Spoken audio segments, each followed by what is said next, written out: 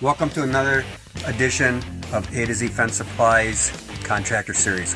Today we're going to actually do an installation video of our wood. You know, our wood posts are, we drive a galvanized post in the ground, we dowel them out and drill and sleeve them over. This is the machine that does that.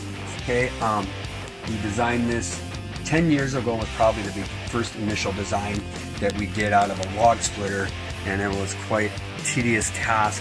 It took probably 9 to 10 minutes per post, and they weren't going to be straight probably. The hole wasn't going to be straight, so they were out in the field making things work and making it look good. A lot more harder than now that we got this. So about 6 years ago, we helped design this along with a machine shop that built it for us. And so this one here, it takes 47 seconds to drill the hole in here. It's air clamps on here. We hit the button, air clamps go on, top it, and then you'll see the drill through here. So this is where it all starts. You can see we have set up here a pile of posts that we're drilling. And then these are what the drilled one looks like when they're done. About a week ago or 2 weeks ago, we had an order for 100 posts, and I asked the guys how long it took them to drill them. He said it took them just about an hour to drill 100 posts. That's pretty impressive, okay? So now we're coming over here. Zach's gonna show you how we build wood section. Zach, take it away. So when I pile my posts, I start with a 7-foot post. I'm going 5 feet in the ground. It's gonna be about 2 feet out. So when I am cutting my posts, I like to keep them at about 20 and 20 and a half, so that I got a couple inches inside of this post to go down if I need to. So I'll just sleeve that on. I'll go down the line, make sure everything's all level. So then the next thing I'm going to use is my rail tree. We have one side that is for dog ear, and then we have one side that's for scallop. I'm going to quick mark this since I'm by myself. Yeah, you always want to mark your first one, and then you can line it in. Once you get rolling, all you're doing is moving the jig down.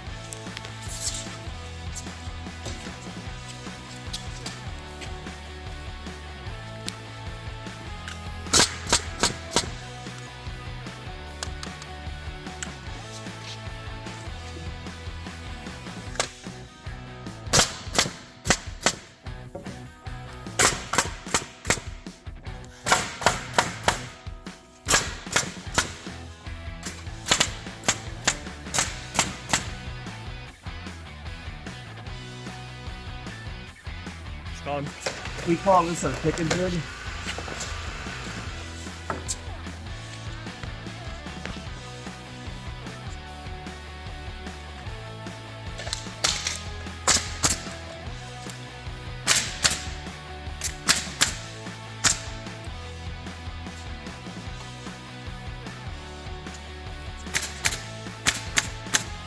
My picket's not exactly cut the same length, so I'm gapping a little bit on the bottom to kind of make up for it.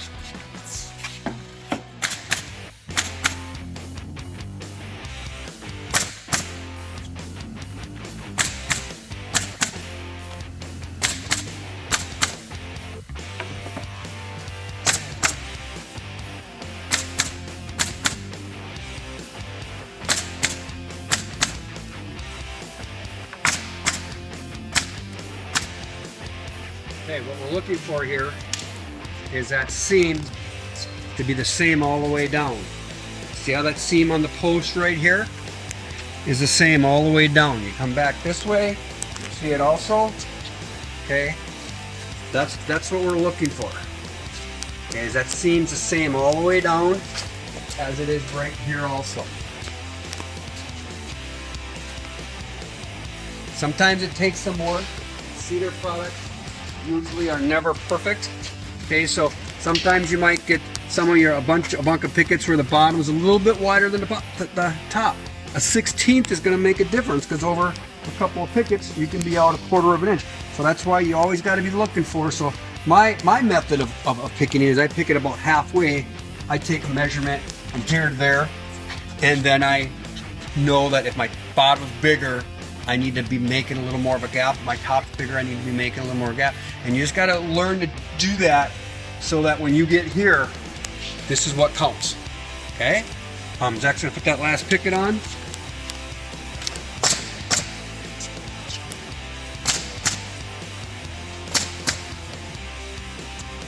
Easy fence to build, right, Zach? Very easy. How much from start to finish of a pounded post, dog-eared picket can you and one guy put in a day? Probably pretty easily 220. And that's pretty.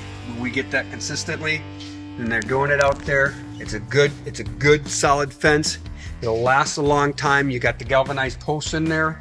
That's gonna extend the life of the fence, and it's certainly a much easier install. Zach, show how we put the screws in that post now. So before we picket, once we get a line established, we will take a step back. We'll look at our rails and make it so the contour of the rails look right. We might have to stick our rock bar underneath the post and pick it up a little bit. This gapping isn't normal. Normally the fence would be down a little bit lower, but because we're on a plate mount, that's why we're up so high. But if we needed to, we could pick it up with our rock bar. Otherwise, we take our trenching shovel, we trench around the post, and then we put our protector on top of the post and pound down with a sledgehammer. That allows us, when we pick it, to make it all look nice. Otherwise, if you try to do it after, you'll have points that don't look very good. So all I'm gonna do is, once we've established how our line wants to look, I come in, I put a tech screw here, and I'll put one a little bit lower. It's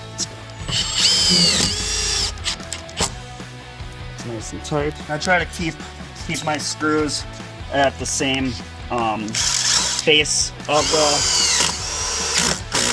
post, so if I ever come back to a job, I know where my screws are. I'm not looking around all the posts.